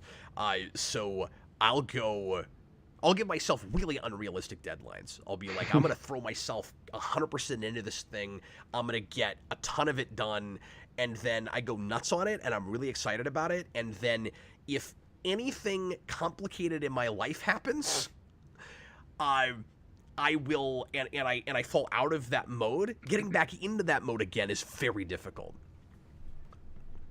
Yeah, I do the exact same thing. I like I go a couple weeks without making any content, and then just like last week, I think it was last Thursday when we didn't have a show, I shot like 3 videos, and I was like, yes, I'm and I edited one like right away and put it out, and then I just shot another video with Grace earlier this week and got it out the next day. Like this week I've been like pumping out stuff, and I'm sure, I mean, I'm going on vacation next week, so it's gonna crash anyway, but like I'm sure even if I didn't leave, I would go through another like a dip, and I'd be like, I don't want to make stuff right now. Yeah, and I don't think there's anything wrong with that. Like I don't think it's healthy to get yourself on a high and give yourself unrealistic expectations where you go, I have to find a way to keep up this insane output. That's how you burn out. That's how YouTube creators just kill themselves, because they have to put something out every single day or every single week. And writers and game designers and filmmakers and everybody, like I want to say pace yourself, but I guess what I really mean is pace output, especially for like, you know, YouTube content creators, and in other creative types too. Like the thing that will make me feel real discouraged is when people can see my massive amount of output and then I can't stay consistent with it. I can't keep up with it. It's not so bad if I'm pacing the output, but I'm more starts and sputters with the creation of it. You know, which is the reason that if I do a big crazy project, like, because I tend to like to do a big quantity of something where I'm gonna review everything of this ilk, or I'm gonna put out a video on a topic every single day this year. And if I can make a whole bunch of them in the first place, and then feel really comfortable getting one out every day, because and then, you know, doing them in starts and fits where I'll have like, you know, 12, 15, 20 at the start, and then I can take off a couple days and I can rest and then come back. Nobody ever knows when I did it. Like that's a big thing I've learned is it is smart, and I don't always have it, and I can't always have it, especially because I'm live streaming most things now. So like it's different and more complicated with what I do these days. But especially with those kinds of projects, if you can not think too much about the perception that people have of you and your output, and just make it more about like working when you're inspired to work and try to get into a rhythm of that, you know, it's a lot better. I think deadlines can be very helpful, but I think also sometimes you do burn yourself out. Sometimes or you're at risk of doing that, and you need a little bit of time. And so, you know, you don't want to get yourself into a place where you start making excuses to procrastinate, and you spend like months on end not working on anything, and then you go, well, I'm just not inspired. You might be making an excuse at that point. You know, that's a real extreme kind of situation. But if you can get yourself to where you're outputting, you know, making enough regularly, you can afford to go, I just don't feel like doing it today, I guess is the point I'm making. Yeah. Well, if you didn't say it, I was going to say something very similar. It's like take advantage of those moments when you are really inspired, when you are really feeling really creative and excited about it, and just backlog a bunch of stuff. Like I know it's different for you because you're streaming, but like that's what I'll do. I'll shoot a bunch of videos when I feel it, and then I'll have those to edit later. And I like editing. I really have to psych myself up to do the recording, and then I like the editing part. So then that's the easier part for me personally. But I really have to like backlog those, and this is something I'm just now learning. I haven't done this at all successfully, but just this last week when I shot those 3 videos in one day, I was like, oh cool, now I can take my time and edit them and release them over the next 3 weeks, and then when I feel creative, just do that again. And I think it's healthier that way to take breaks. Yeah, and some of it, of course, depends on your life situation too. Like the main reason that I stream most things now is because if I didn't, I would be putting out a lot of content weeks or months after I initially made it, because the editing was getting too time consuming, and in my particular case, that's the part that's harder for me to get motivated to do. So like, you know, some of you guys might think sometimes, well, like you've got plenty of time to edit, you're making like 2-hour streams all the time, why don't you just make less content and spend that time editing? But if you saw my editing routine, you'd understand, because I can't sit in one place that long and not be like actively creating. I get really bored with it. Like when I was editing rewinds, and I don't mean to sound lazy, it's the part of it I don't like doing. Yeah, that makes sense. And so like, and some of it is, rewinds are long, I gotta just listen to myself talk constantly and then put images or footage in. And I could do that for like 15, 20, maybe 30 minutes at a time, then I gotta get up and go do something. Like I would just get really sick of like listening to myself and and meticulously pulling images down. I didn't hate doing it, and I was always happy with the final product. I always felt really accomplished. But that's the part of it that's kind of grueling for me. Not this part. Yeah, that makes sense. I've acquired a taste for this part. I did a live stream Sunday, and I actually had a lot of fun with it. It was really cool. Thanks to the guys for showed up to that. But through this channel is where I've gotten more comfortable with that kind of stuff, and all of it is because of Morphin Mania and this show, because I never would have done that before. Yeah. No, that's great. And like, I always thought you had the chops for it, but for a long time you always said, yeah, I have no interest in that. Like, I know. You never thought you'd do any of that. It's crazy. It's bonkers where I am right now. It's weird. Well, Matai, I appreciate you saying that, but like, he says, why would you not listen to yourself? Cap, you're amazing. Here's the thing. Most people don't like the sound of their own voice. I am well over that, because I've had to listen to myself talk for 14 years, so it's not that. I am ultra self-critical, and I listen to myself and I go, well, you need public speaking lessons, like stat. You know, and also I just get tired of listening to like the same thing for too long, and like having to constantly stop mid-sentence and go find a thing. Yeah, it's kind of more that than anything. Yeah. At least you're reading from a script, which helps with the editing process. I have to like cut out all the dead air and all the ums and parts where we just kind of don't say anything. And I much prefer editing the shorter videos, like 15 minutes and under, because editing a 2-hour conversation with Connor is grueling. Like nothing against Connor, but we just talk for a long time, and I'm like, it takes a long time to cut obnoxious. out. Well, and I used to do that with vaults and with podcasts. I didn't do it with the real short videos. I kind of with like Geeks Not Nerds and stuff, because we used to time them, so it didn't really make sense to edit anything out of them. But I got to the point with our channel where I realized that the raw stuff was doing just as good, if not better. Like the most watched videos, besides a couple of rewinds that we have on the channel, are the most raw things we make, or like just movie commentaries where there's no possibility of editing anything out, that kind of thing.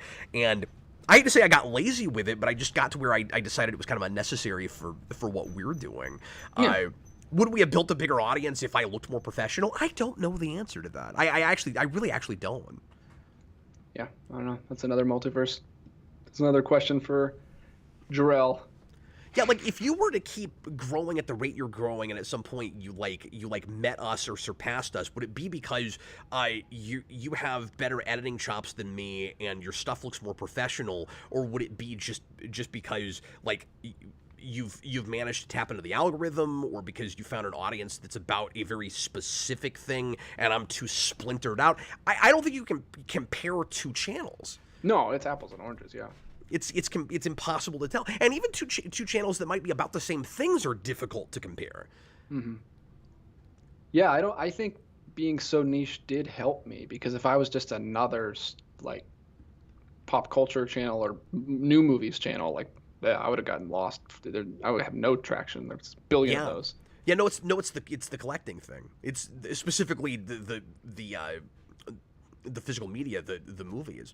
And like I kind of had that with superhero movies in the first place, where even though we were doing some other things, that was where the majority of our subscribers were coming from. And as you guys know, I have kicked around over the last couple of years, going a lot more like rigid, laser focused, just about superhero or just about superhero movies.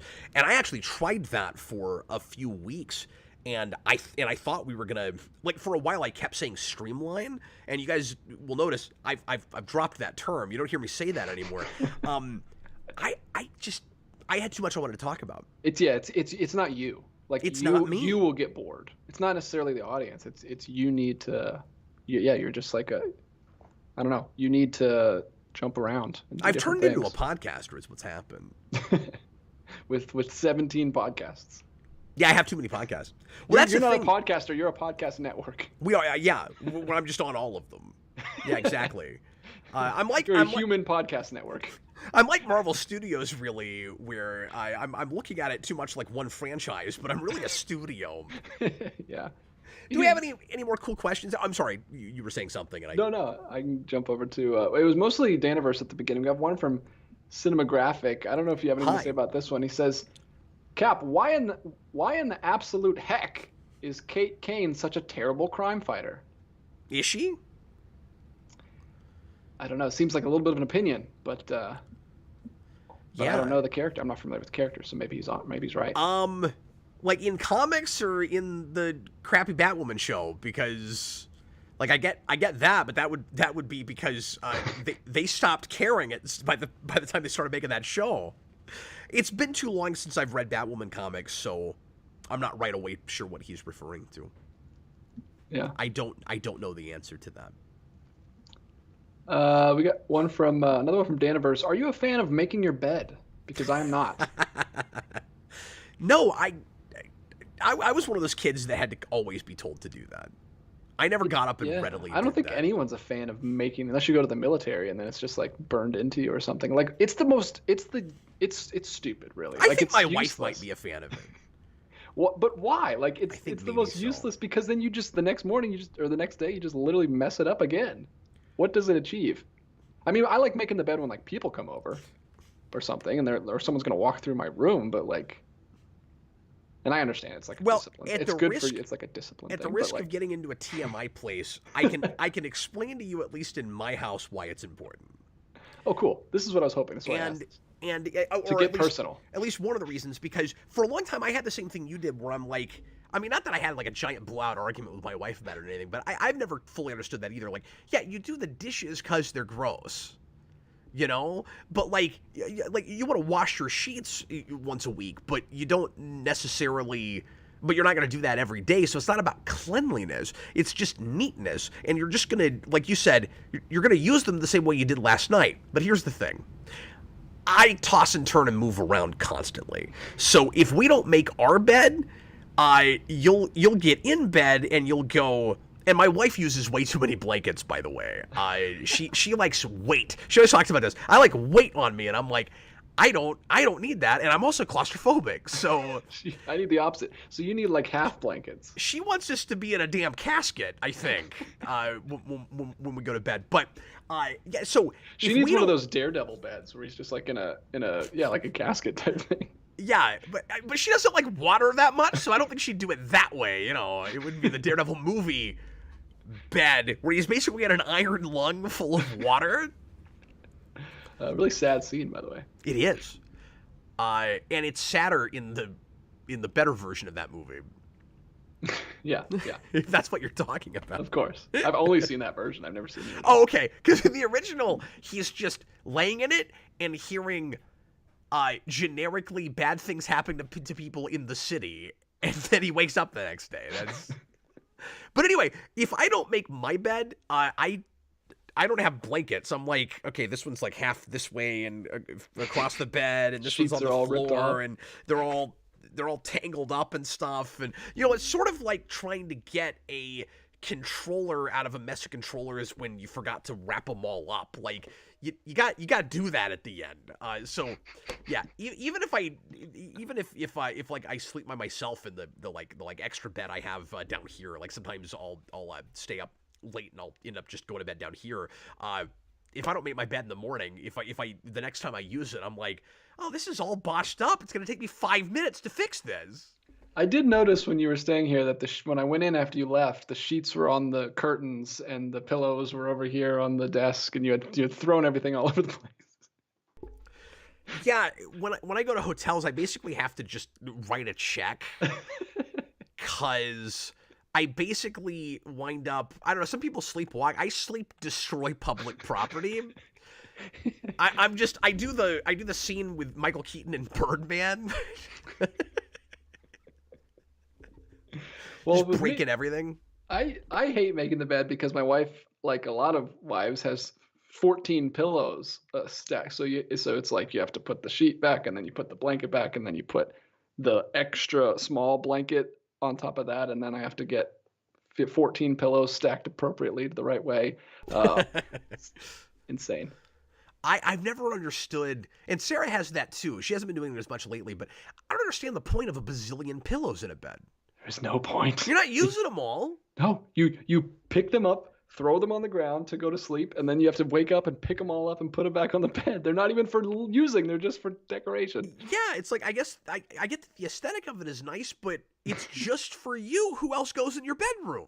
Nobody. I don't understand it. God. Yeah, these are excessive. We're just dumb men, though, and useless. We don't understand. I don't have these to pick things. them up every day. Well, guys, we're at 2 hours. We're going to go ahead and get going, but thanks a lot for watching and listening. I hope you had fun with the Captain Logan Show this week. DJ is going to be on vacation next week. He's skiing for the first time. So everybody wish DJ luck and have him in your thoughts because that sounds dangerous. I hope he'll be okay on your slopes. The week after. We'll all virtually sign it. So Connor is the plan right now anyway. If it works out, is Connor's going to fill in for DJ for both Captain Logan shows next week. So we still will be on at the normal time Tuesday and Thursday at 7 Central. But DJ will be out of town, and then he'll be back the following week. And like I said, tomorrow night. We got big stuff coming the next couple weeks. Tomorrow night, the Batman commentary, and then next Friday into Saturday, another Counting Crypto Freaks Revenge, a 24-hour stream on the second season of Smallville. And we hope that some of you guys will come and watch at least some of those episodes with us. It is maybe my favorite season, ? It's a toss-up between 2 and 3, but there's some of my favorite episodes certainly are in that season, and I think my favorite episode of the entire show is in that season. So we will have a good time, I'm sure, and there'll be some awful stuff and eye-rolling stuff as well because it's Smallville. But we appreciate you. Thanks for being here. We'll see you again real soon. I was Captain Logan, and we had, as always, DJ Martinez. Thanks, guys. Yeah. Bye, everybody. Make sure you make your beds.